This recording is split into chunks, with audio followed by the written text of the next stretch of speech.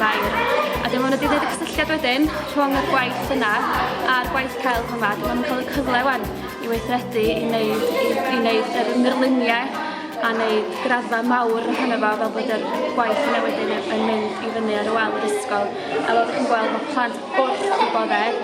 Dyn ni wedi bod yn siarad am pollinators. Dyn ni yn peintio y murlin a dyn ni yn gwneud gwennau cŵn a gwenyn.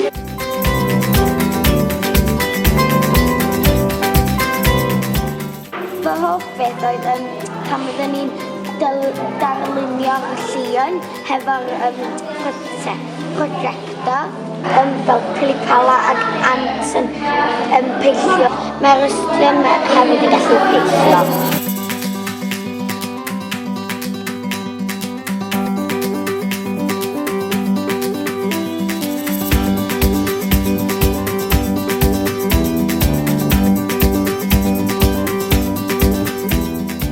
Mi fi a Nicky'n siarad am bywyd gwyllt brodorol Cymru ac yn arbennig i'r ardal yma yng Nghanolbarth Cymru. So, da ni wedi gwneud gweithdy addysgiadol ar bywyd natur a yn arbennig ar y briseg berlog sydd yn bryn iawn yn yr ardal.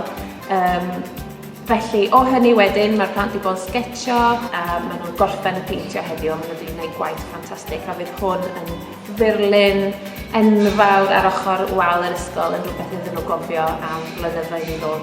Da ni'n peintio llun o troed yr iar. Nethon ni ddysgu pwy oedd y peillionwyr, gwenyn a lot o bryfed. Mae hwn yn gyfle gwych iddyn nhw ddatblygu sgiliau creadigol nhw, yn enwedig hefo yr cynllun newydd, y cwricwlwm newydd ysgol.